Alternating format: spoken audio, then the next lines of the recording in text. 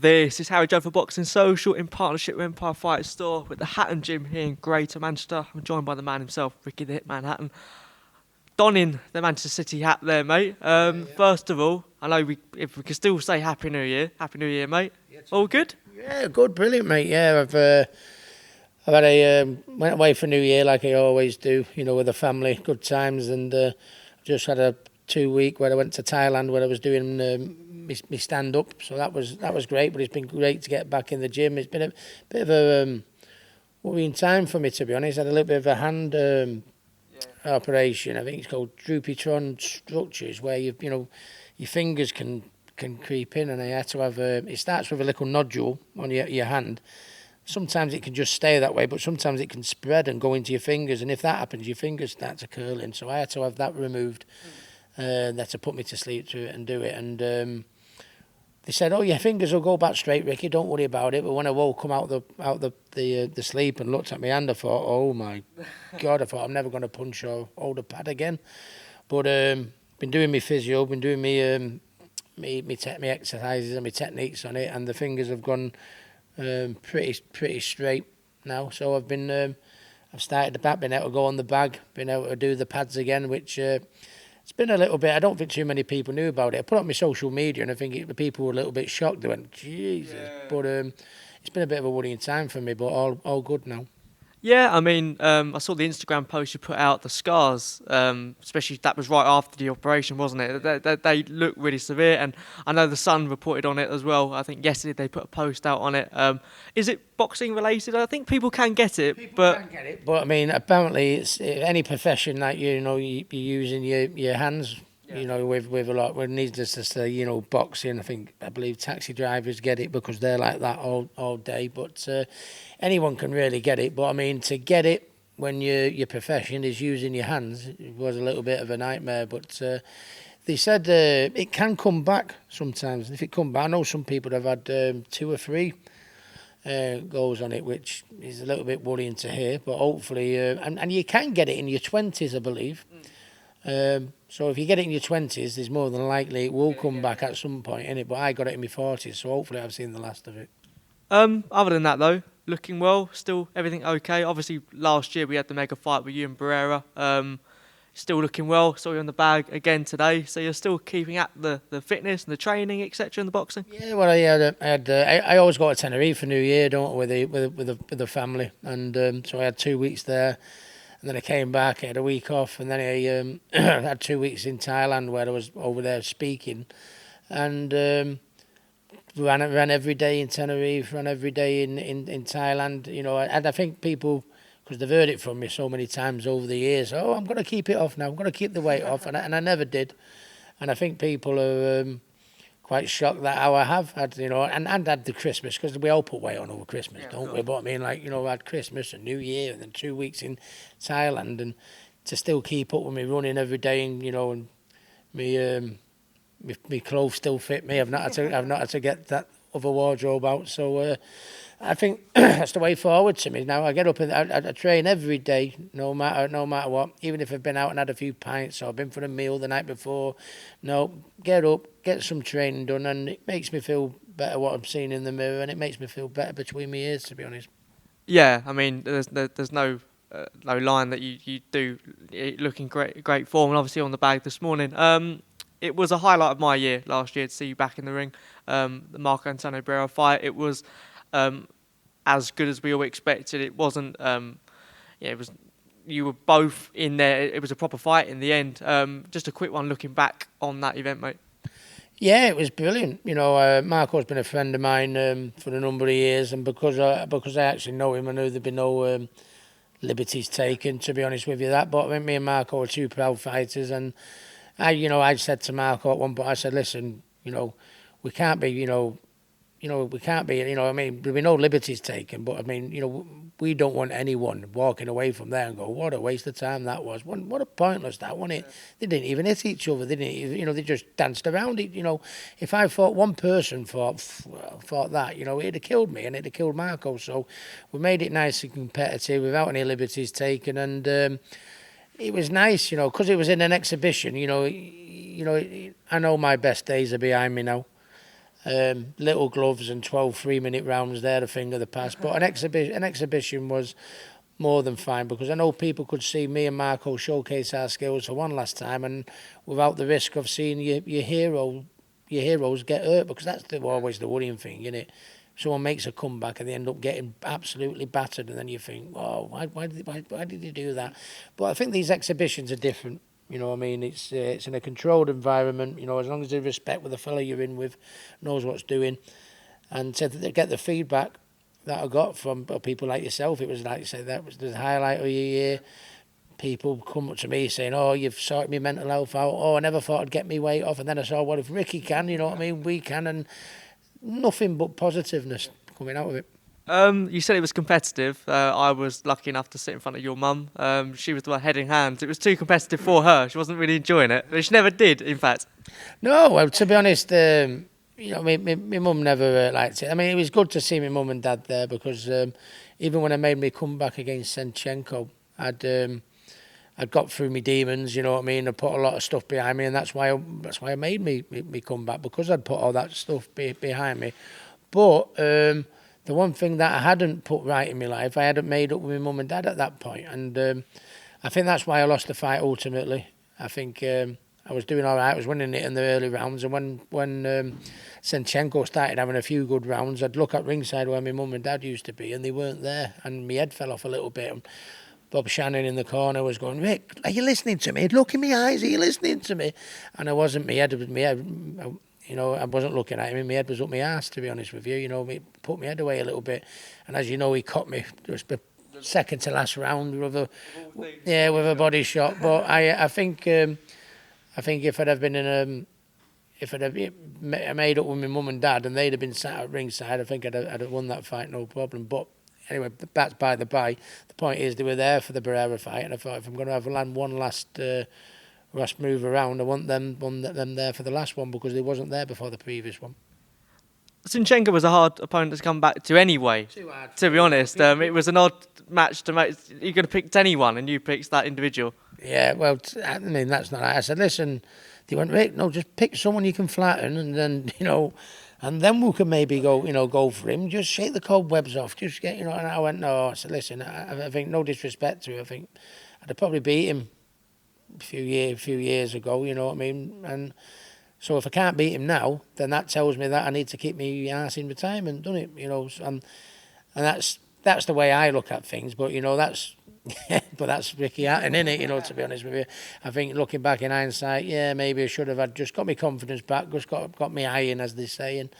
But I didn't, no regrets. I was able to move on with my life, and since the Senchenko fight, in that time, I was able to make up with my mum and dad. You know what I mean? I was able to make up with Billy Graham, which is things that I hadn't done before the Senchenko fight. So the positive thing to come out of it, even though I ended in defeat, you know, I was able to move on.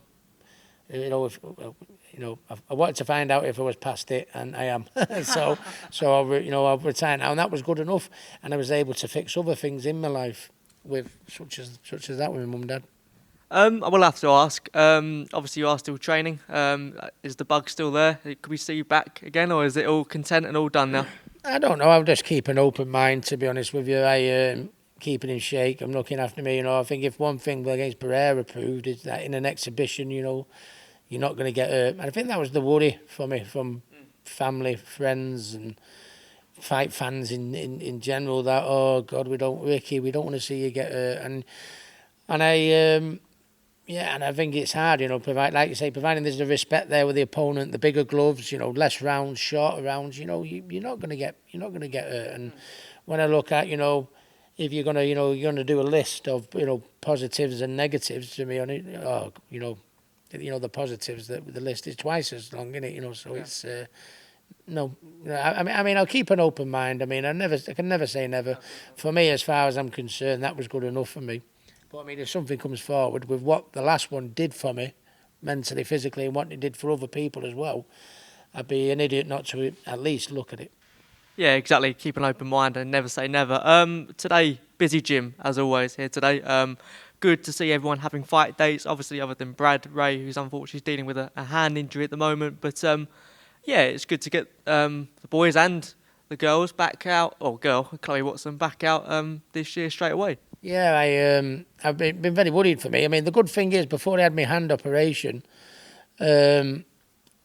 thankfully, all my boxers had their fights for the year. Do you know what I mean? So I was able to train the lads and train Chloe and get the fights out the way, and then I could have my operation.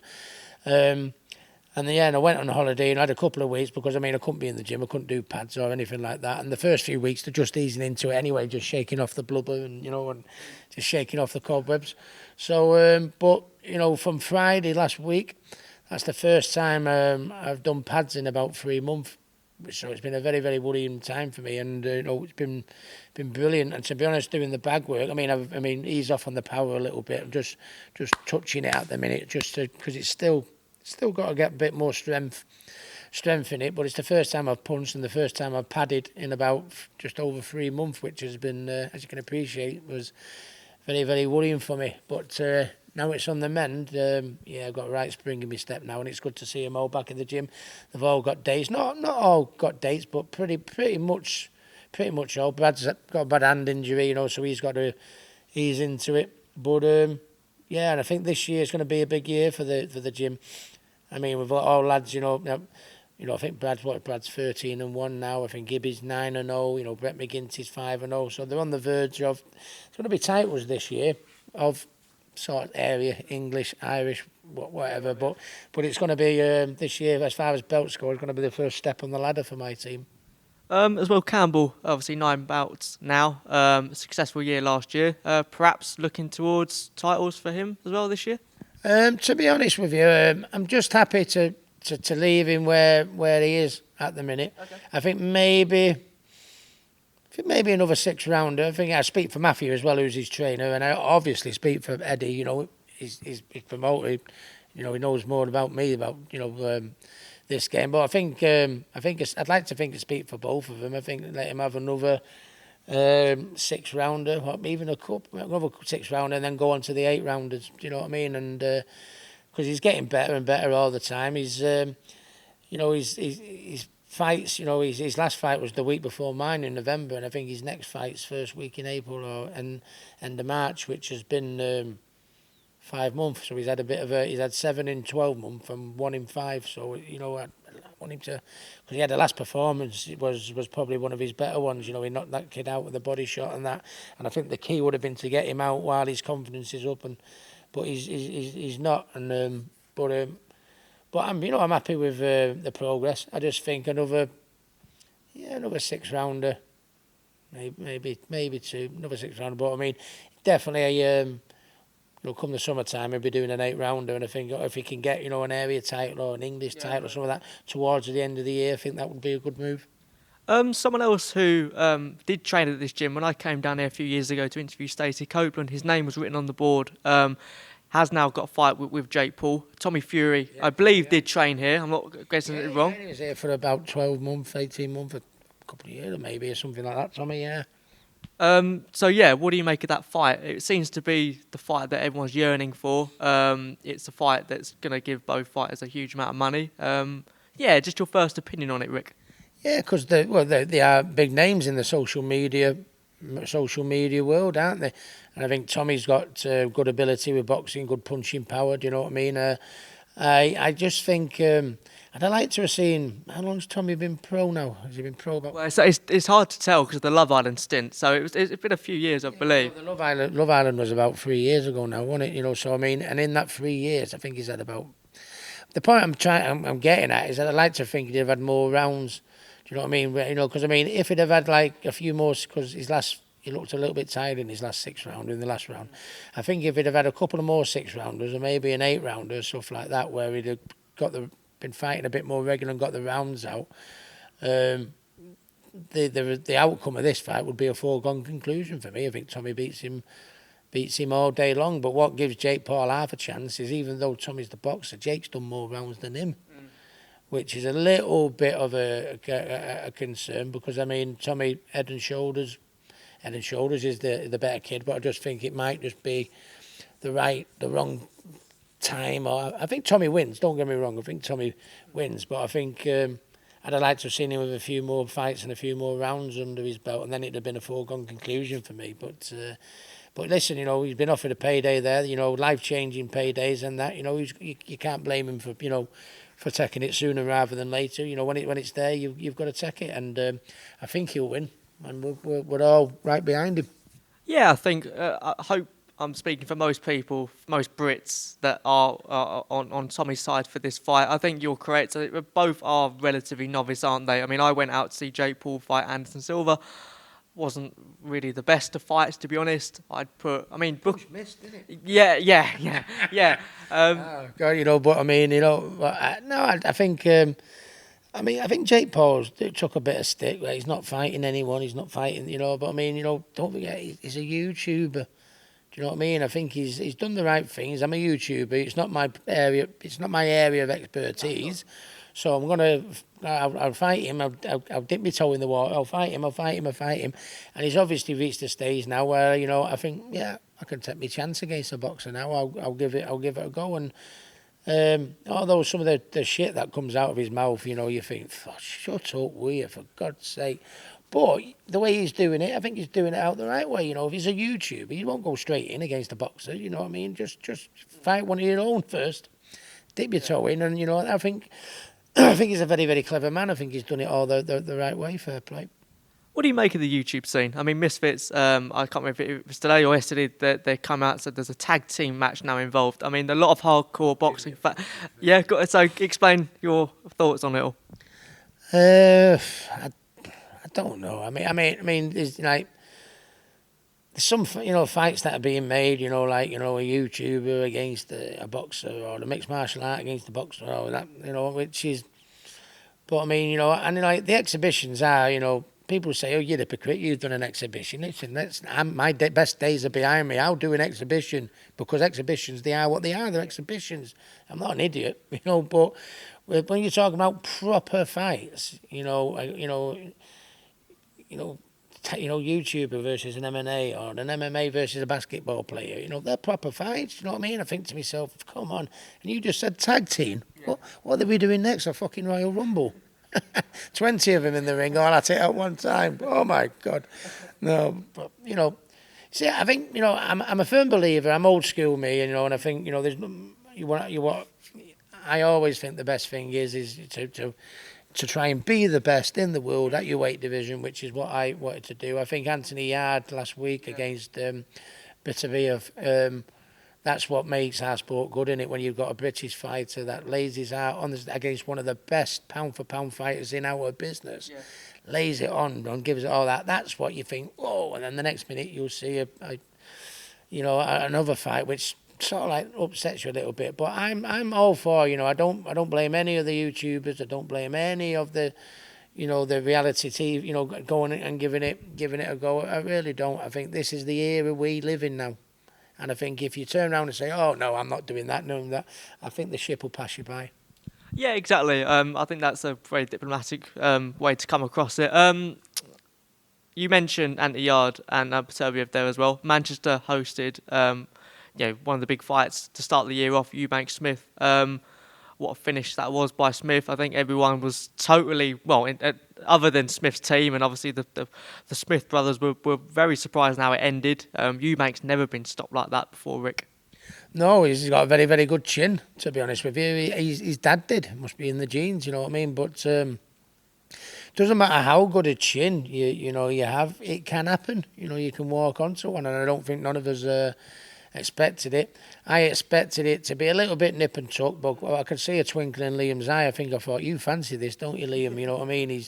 Eubank's trying to wind him up, and he wasn't taking the biscuit. He looked super cool, super confident in everything that was coming out of his mouth, and I thought, you fancy this, and I thought, be a little bit nip and tuck, but when it comes down the home straight, I think Liam will want it more, and that's how I saw the fight going. But I didn't see that early knockout, really didn't. But I mean, they say there's a rematch clause. I think Chris needs to take it, and I think if he takes it, if he wins, his stock will go up in people's eyes.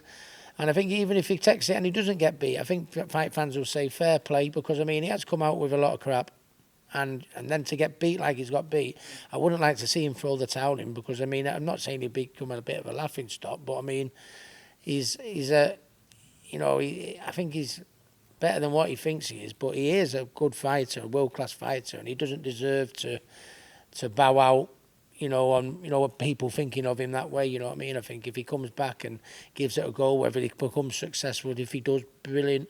If he doesn't, I think fight fans will go, he may have come out with a bit of crap, but fair play, look how he come back there. Now that's what I'd like to see Chris Eubank Jr. do. But I mean, lots of doors have opened up now again for Liam, when you look at, Golovkin and, fighters such as that. And I tell you what, it couldn't happen to a better lad or a better family. Yeah, I mean, I have to get a comment as well on, I don't think they're actually going to appeal this apparent elbow, but what did you make of Salon's team coming out and saying they were considering appealing for an elbow that led to the stoppage? I can't see what they're going to do with that. To be honest, in the ring, you get hit with punches on the back of your head, you get hit with kidney punches, you get hit with low blows. A punch will come over and the elbow will follow in after. You know what it's called? That fucking boxing. You can't complain after. I got caught with an elbow, got caught with that. And I think what Chris needs to do is just say, listen, well done, Liam. I know I said this, I know I said that. Fair play to it. There's me hand, there's me heart. I'll be back. And if he comes back and proves himself like he does, I think all of us will go, you know what? Fair play. But, to turn around, after getting beat like that, instead of just saying, yeah, it happens to everyone, I got beat. Now, to chuck the elbow thing, I think would be a little bit cheap. Just a word on this as well, something that came on social media. We've all got a past, we've all got things that we do that we don't want out there in the public. You've been very open about your struggles. There was a video that came out that saw Kell Brook sniffing white powder. We can't be sure what that white powder is, but I think we can all say what we think it is. But yeah, what was your thoughts on that, Ricky? Well, you don't know. You don't know whether he was pissing about or something like that. But I mean, got to take it as don't condone it. I've been there myself. Do you know what I mean? You can't condone it or anything like that. But I'd like to give the person a slap who took the video, because that it looked like it was his house. Anyway, it looked like it was his house. Because I think he had a picture of him in the background on the wall, and it wasn't like a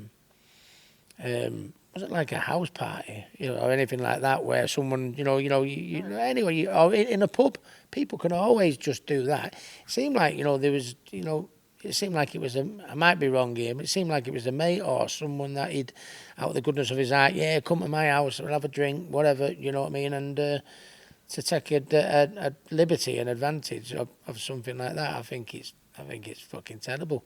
Not condoning, what Kell might have or allegedly was doing, but no, you invite someone in your own, you don't expect him taking pictures of anything. Your fucking living room, your bedroom, your games room. You come into my house, you respect me. You respect me. But I mean, to do that, I think, rat. Yeah, just to follow on from that as well. Yeah, you're in the public eye. Yeah, you're not only a boxer, you're a public figure, and with that comes with, I guess, extra responsibility. How many people do you trust?